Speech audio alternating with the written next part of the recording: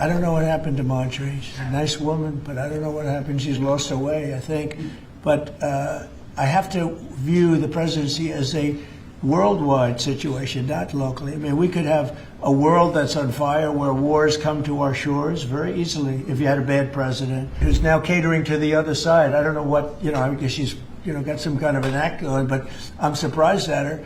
But when meeting with the Syrian president today, Mr. Mr. President, President. last week about your talks with Switzerland. We're reporting that you're near a deal that would lower their rate to with 50. Switzerland, Yeah. we're working on a deal to get their tariffs a little bit lower because 15% is what we're hearing. no, I haven't said any number, but we're going to be working on something to help Switzerland along. We hit Switzerland very hard. We want Switzerland to remain successful, and we're a part of Switzerland in the sense that they've been a very good ally.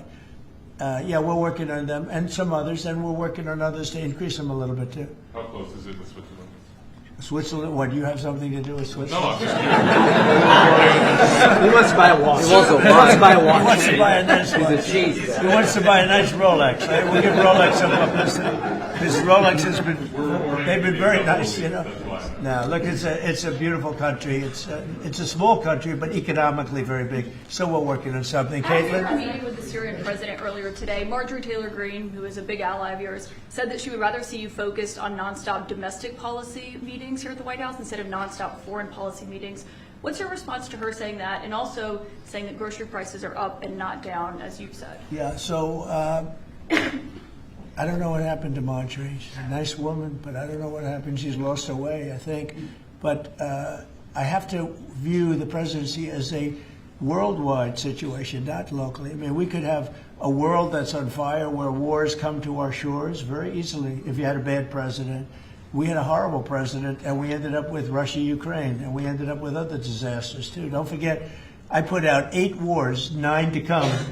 I think I'll get the other one taken care of. But I put out 8 wars. And look at the damage that Russia, Ukraine has done to us as a country. I mean, we spent $350 billion. We're not spending any money anymore. Now they pay us through NATO. I got NATO to go from 2% to 5%. Well, that's very important. When you're president, you really sort of have to watch over the world because you're going to be dragged into it. Otherwise, you're going to be dragged into a world war. I think if I weren't president, first of all, that war would have never happened if I was president. And if I weren't president, that war could have led to World War III. It won't. It's not going to anymore. But when I first got in, I said, wow, this situation could lead to World War III. And I got NATO together. I got everybody together. But with all of that, I passed a great, big, beautiful bill, which is the biggest tax cuts in the history of our country. So when somebody like Marjorie Taylor Greene, who's now catering to the other side, I don't know what, I guess she's, got some kind of an act going, but I'm surprised at her. But when somebody like Marjorie goes over and starts making statements like that, it shows she doesn't know. I don't devote a lot of my time. Let me give you another example. China. China was going to hit us with rare earth. Now, everybody says, what does that mean? Magnets. If China refused to give magnets, because they have a monopoly on magnets, because they were allowed to happen over a 32-year period, there wouldn't be a car made in the entire world. There wouldn't be a radio. There wouldn't be a television. There wouldn't be internet. There wouldn't be anything because magnets are such a part. Now, nobody knows what magnets are, and not overly sophisticated, but to build a magnet system would take 2 years. So if I weren't able to say to China, look, if you're going to do that to us, we're going to charge you 158% tariff. It was 100% on top of 58%. And China called up immediately and said, we will make peace. And we made peace. We made a great deal. We made an unbelievable deal. China's paying tariffs to the United States, not the United States paying tariffs to China, which has always been the way it was. Nobody can believe these deals. But so when somebody makes a statement about he's devoting time to the world, well, the world is the United States because if the world's in trouble or if the world is ripping us off, the world was ripping us off before I came here. Europe was getting massive tariffs. They were sending us 9-10 million cars a year. We were sending them none. They were not taking our agriculture. We were taking massive amounts of their. It was so unfair. Now we have a deal where $950 billion is coming into the United States because of me and because of tariffs. So if I don't do all these things, our country is doing very poorly. So, it's easy to say, oh, don't worry about the world. But the world is turning out to be our biggest customer. The world was on fire.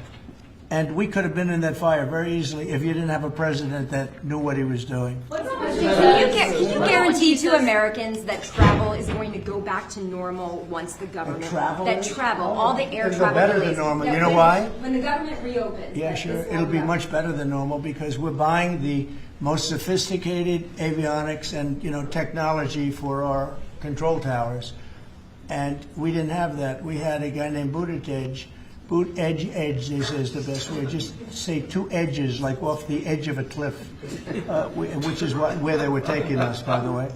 Edge was the Secretary of Transportation, and he spent billions of dollars trying to patch together our air traffic control system, which was a conglomeration of all different systems in all different cities. They had hundreds of companies working on it, and they were spending billions of dollars. And when they turned it on, it didn't work. It didn't even work a little bit. That's why you had a helicopter crashing into an airplane, that if we had a great system, bells and whistles would have started going off. So we are now in the process. We're in final bids of getting the finest system anywhere in the world. I've analyzed it. Sean Duffy has been working really hard on it, doing a fantastic job, by the way. And over the next 2 or 3 weeks, we'll be handing out the finest air traffic control system anywhere in the world. All the towers will be equipped. They were going copper wire into glass wire into other types of wire.